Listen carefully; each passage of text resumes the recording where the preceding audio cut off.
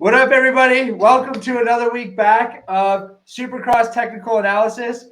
What a crazy race that just went down. So much to talk about. But one of the things is we talked too much last weekend, so we're gonna try and get it down to 10 minutes this weekend. But it's pretty hard because what an exciting race that was.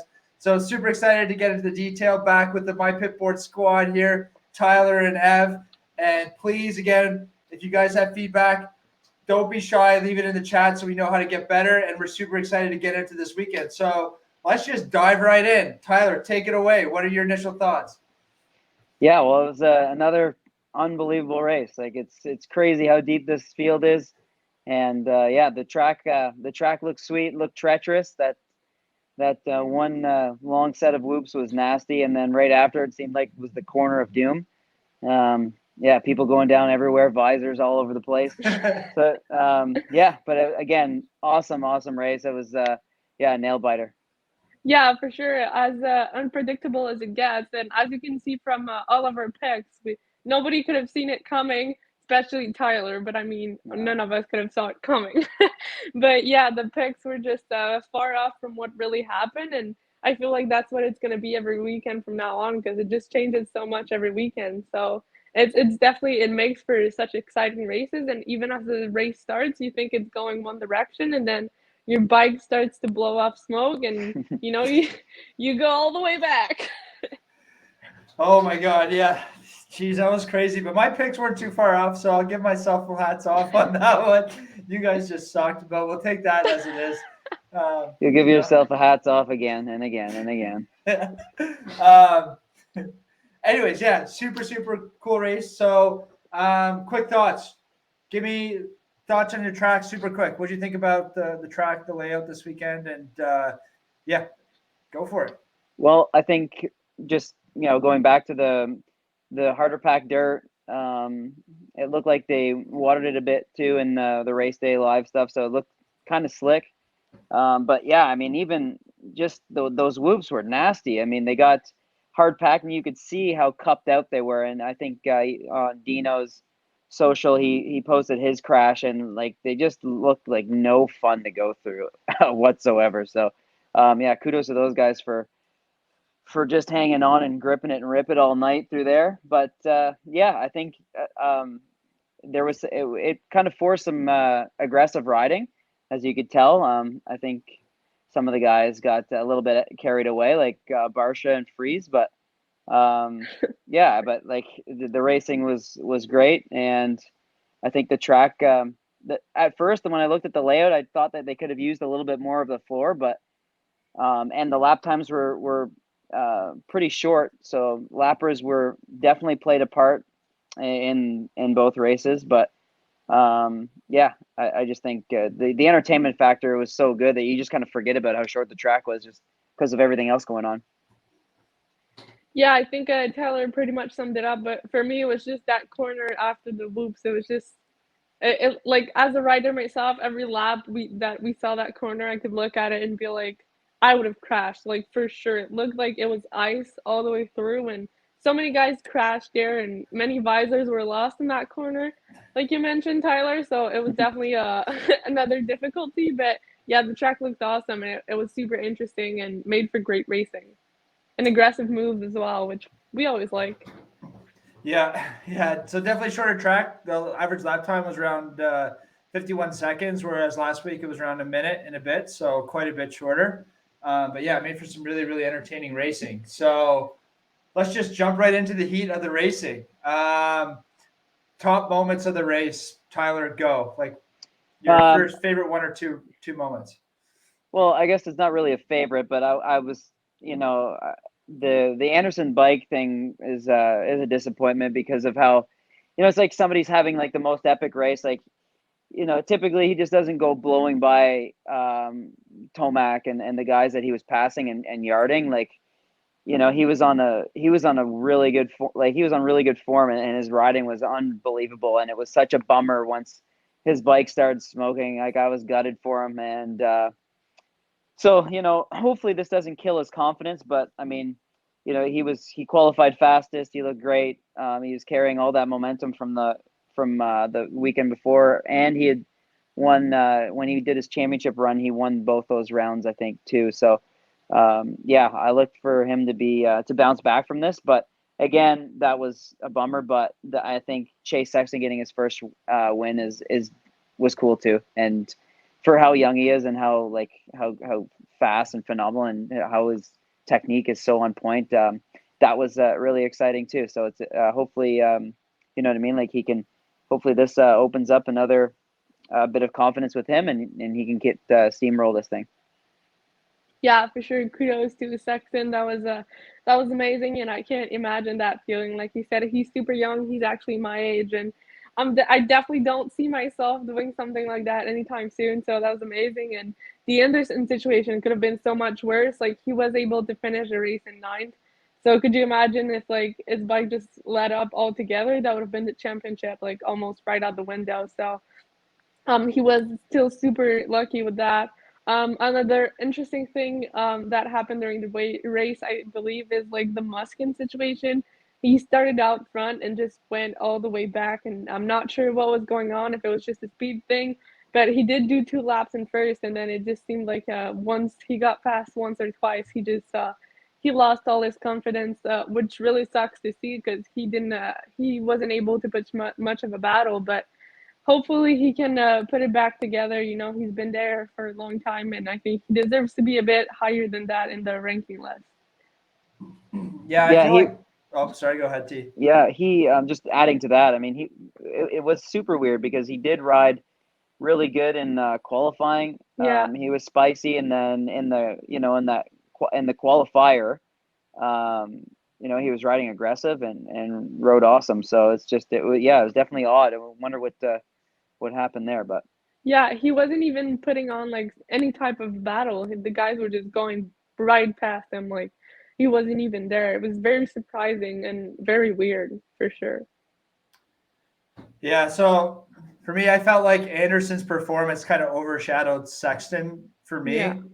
Just because I was so drawn away with how well he rode, and he was so aggressive on the track. It was like super impressive to watch. I remember watching the heat race, like after every section, he was just pushing down so hard on the bike, trying to get everything he could out of it. And unfortunately, he did get everything he could get out of the bike. So, including the coolant. Yeah. So I know, Tyler, you've ridden Cowie's 450s for a while now, and obviously working on your bikes, I've seen that issue all too well, and I know that feeling. Tyler, what do you think was going through his head at that point in time?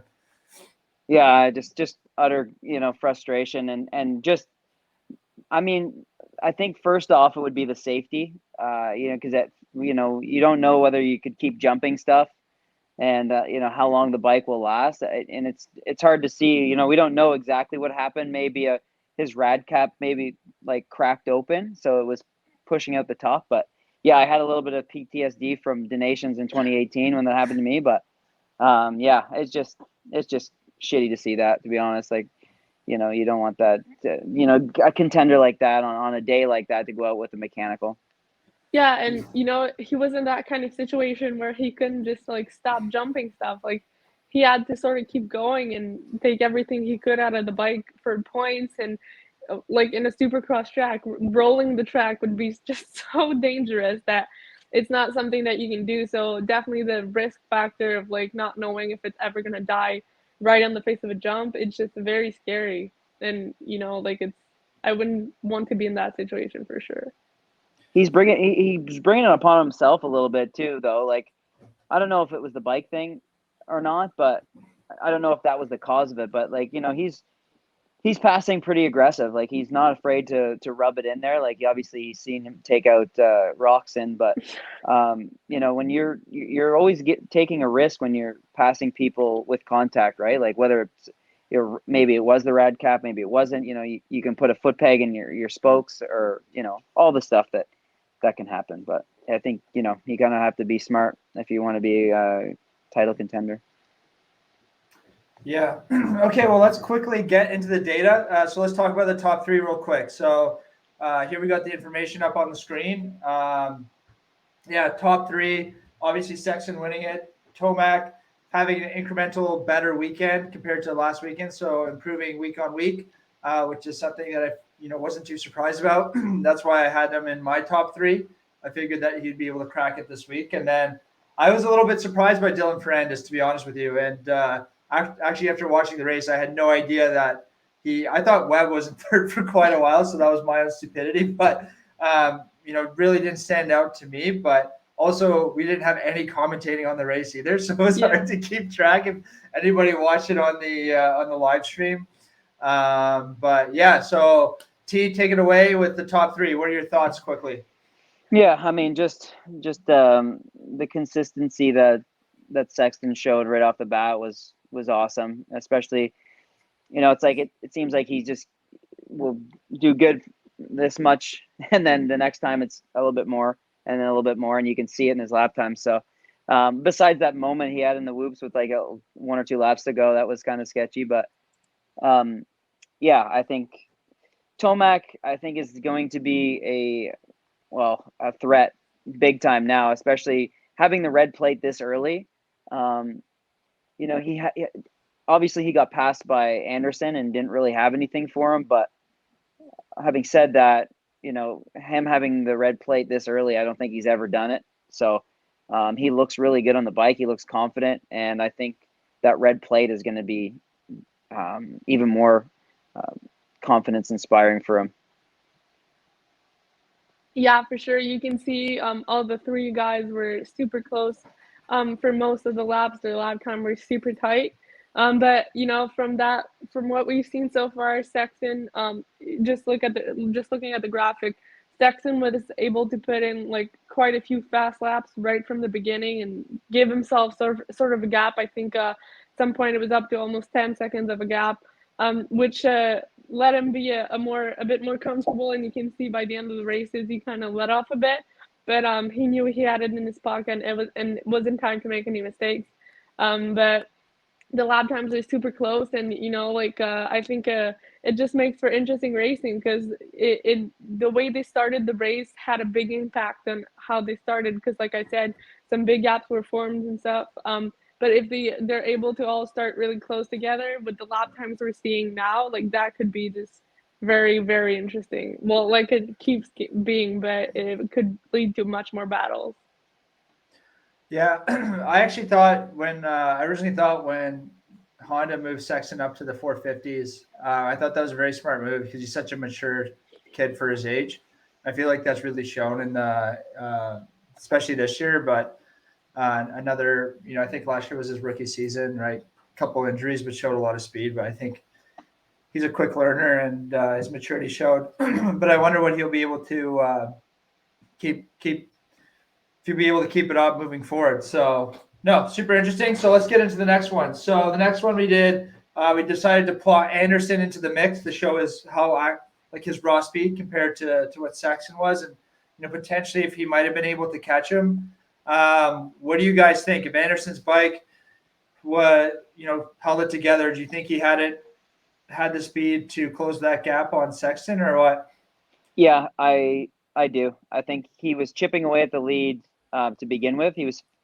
He was flowing, and I think still there is some room for Sexton, to continue to mature a little bit. So I think Anderson, may have put the pressure on him into a mistake, because he almost made a mistake just on his own. So imagine if he had the added pressure of Anderson screaming his bike and yelling at him right behind him. So yeah, I mean, again, don't want to sound like a broken record, but that's just looking at those lap times, it's a shame. Yeah, for sure. The lap times on this one don't lie. Anderson was right there on Sexton and even did quite a few faster lap times than him. So I think he was definitely catching up to him and coming right for Sexton. And he did a lap that was almost 2 seconds faster than Sexton at some point, and that just has a big impact on racing. So definitely, I think we could have had much more interesting racing if Anderson's bike would have held up a bit more. But there's always the rest of the season. But his lap times are quicker than Sexton's were for most of the laps. So I think like you said, it's a bummer he didn't get to finish. But I think it's going to make for some very very difficult situations in the future.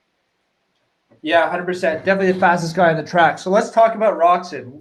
What do you guys think about Roczen this weekend? It looked like he was definitely showing some signs of speed here. It was pretty quick, and then obviously Anderson got the better of him. But Roczen was moving forward, maybe not at Anderson's pace. What do you guys think?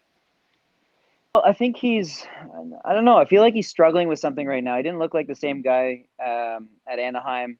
I don't know what these guys, to be in their position, like, if they get far off of a base setting or if they're not comfortable or what. But he's mentioned it several times. He's been pretty open about his bike not being exactly where he wants it. So, yeah, it kind of looked, he just doesn't look that comfortable. And I thought he would be, superior in that set of whoops. And, it was a throttle control type track with loose, hard berms. And, you've seen those really shiny, hard pack slick spots on the track where that's a spot where he normally shines. So I think Honda's going to be going back to the drawing board a little bit with him. And who knows, maybe he could have some effects from those crashes the weekend before. There's a good chance that might be it too. But it just looks like they're chasing something with the bike right now. Yeah, and it doesn't have to be necessarily like a physical impact too. It can have an impact on your confidence and like your whole mental health in general. Just to have a big crash like that with your teammate.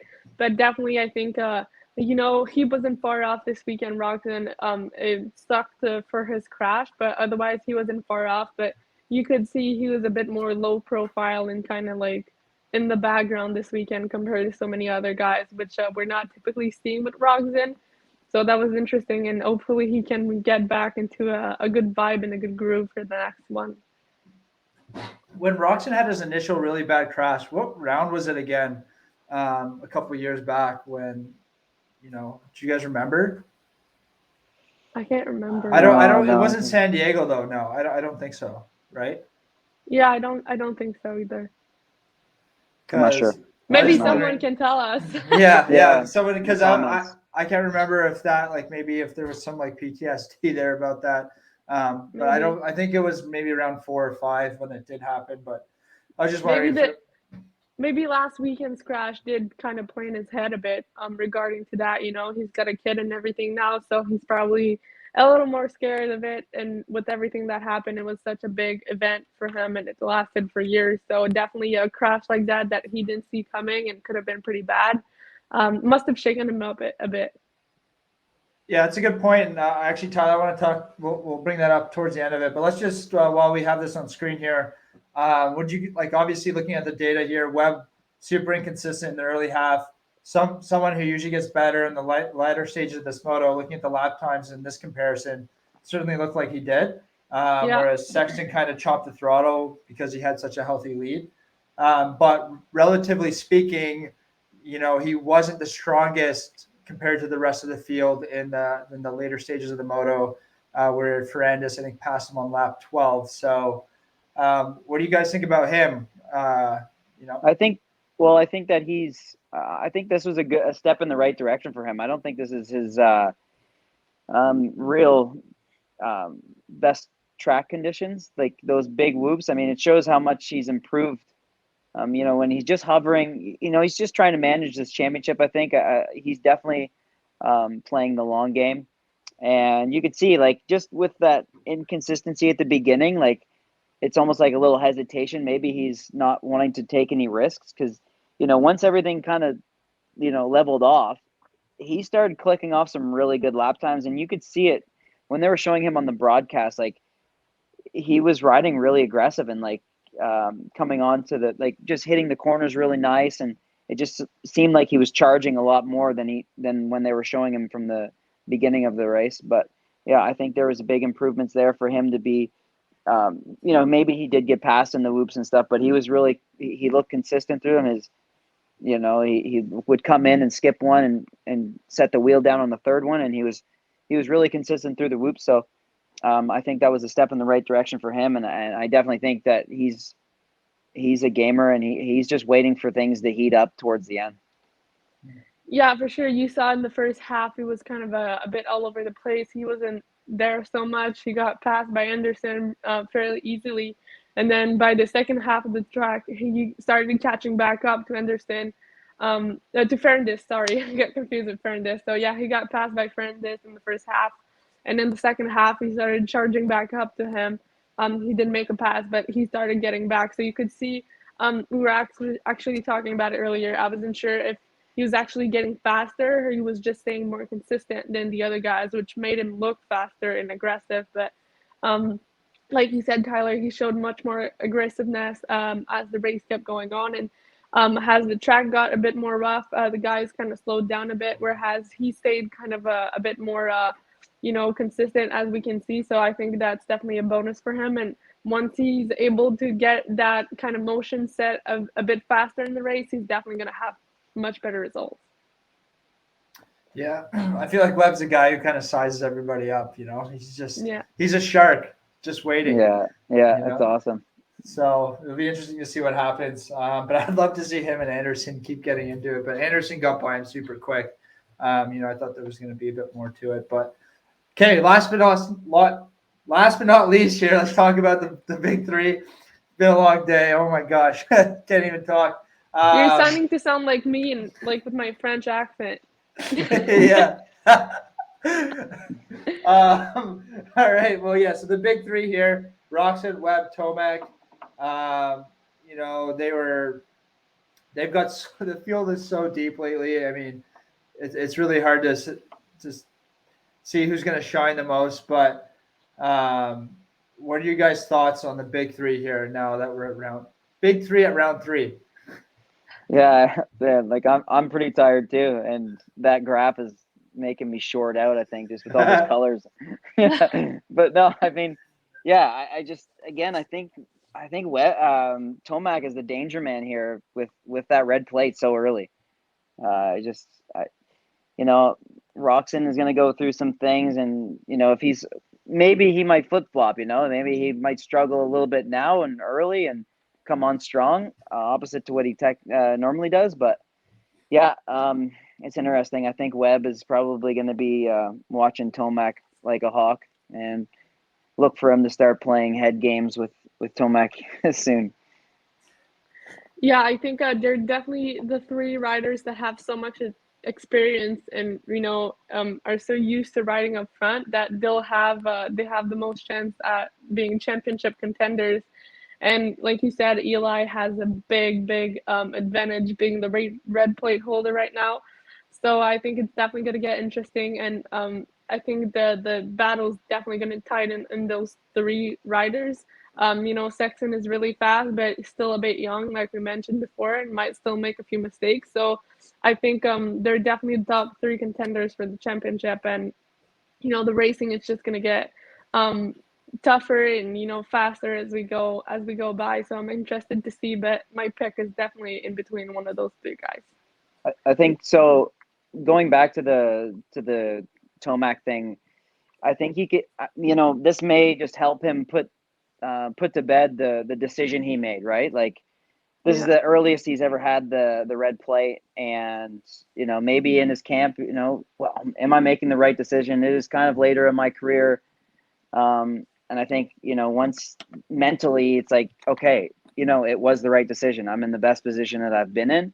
Now let's go. That's what I'm kind of thinking. I want to bring up one other point here too. Now that we're talking about the big three, 2 of the 3 have kids now, Tomac and Roczen, and obviously Roczen's more public about his relationship, and Tomac's very closed off. So Tyler, obviously you being a professional racer and having kids, how is that? Obviously the risk management becomes different. How do you think it's playing out with these 2 in comparison to Webb? What is that? What are your thoughts on that? Yeah, I mean, it's hard to say. I mean, you want to be present in the moment, right? You don't want to be worrying about other things, or else it's time to maybe not do it, right? Because if you're thinking about other things while you're riding, doing something so dangerous, not really so dangerous, but just so intense that you need every fiber of your being like focused on that moment. You just can't be. Yeah, I think that if it starts creeping into your head that you're worried about getting hurt and worrying about this and that, it's just I don't think that's healthy, right? So having kids is, you can look at it one way, like you're motivated and it'll have actually, bring more tenacity to you, just because A, you want to provide for them, B, you want to set an example, like show your kids like this is what it takes to be a professional athlete. This is what, you put the work in, you get the rewards. You know what I mean? Like they're pretty young parents, like their kids are still young and stuff, so who knows whether they're in that same position. But I had my kids a lot younger, so I'm able to show, kind of be like a role model, I guess, is more what I'm trying to get at. And yeah, I just think web is just, I don't know, I think it's just so competitive. It's not even the same. Yeah, it's hard to explain really unless you're in their shoes, but I think everybody deals with being a parent differently and sees it differently. So that's kind of a tricky question, and it would be something to analyze on another, like almost like its own podcast kind of thing, to sit back and really dive deep into it. But conversation we should have at some point. Yeah. We'll see. Definitely not in our 10-minute video. Yeah, exactly. Yeah, way over the not 10-minute video. anymore. But yeah, we'll close it off. One last topic before we get our picks going to next week. So last week we talked about Cinderella and a shoulder injury. This week definitely got the best of him. Quick, 30 seconds. Tyler, what do you think? I'm gutted for him, man. I'm a big AC fan, and he's got the speed and he's got the personality, right? Like every time that guy's in front of the camera, it's just like, man, you almost want more people with that kind of charisma, and positivity and just the likability, right? So yeah, I'm gutted for him. Hopefully they can, he can take the right time to get whatever it is fixed, and hopefully come back in maybe a few rounds and back to being 100% and prepared the way he should be. Yeah, because I'm not sure if you guys heard. We didn't have announcers for most of the race, but for the little bit we did have, they mentioned that AC yesterday, he wasn't out because of his shoulder. He was out because of an old ACL injury he hurt in practice. Yeah, and the whoops, he put his leg down. So it wasn't even the shoulder thing. Like we discussed last week how the shoulder can be impacting him, but it wasn't even a shoulder thing. It was an old ACL injury on his knee. So definitely a rough season mentally and physically for this guy. But hopefully he takes a bit of a rest and comes back maybe in a few weeks, a bit more rested up and a bit more in shape to prove really what AC can do. Because like he said, he's a great guy and we love to see him succeeding. Yeah, so with that being said, let's get into the final picks for next week. Top three real quick. Tyler, go. I'm going to say Anderson, Tomac, Webb. I'm going to go with Anderson, Sexton, and Tomac. Oh, this is a tough one. I really don't know what to go on my end. I think Anderson, yeah, was definitely might win. Sexton's going to be hard to beat, though. I mean, I feel like Sexton is going to be fast regardless. He's been the fastest almost at every track, too. So Anderson, Sexton, Webb. Done. All right. Well, hey, guys, we tried to do a bit quicker, but if you guys would like, you like this length of video or you want it quicker, longer, let us know and we'll try to adapt as well as we can, considering we do our best to make it short every time, but let us know what you prefer. Yeah, so with that being said, thanks for tuning in this week. Please check us out on mypitboard.com. Please drop us a like, subscribe, and yeah, give us your feedback. Always trying to get better, and thanks again for tuning in this week, and we'll keep in touch. Bye. Bye-bye.